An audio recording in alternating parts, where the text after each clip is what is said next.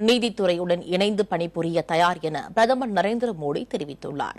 மாநில முதலமைச்சர்கள், உயர்நீதிமன்ற தலைமை நீதிபதிகள் பங்கேற்ற கருத்தரங்கு டெல்லியில் நடைபெற்றது.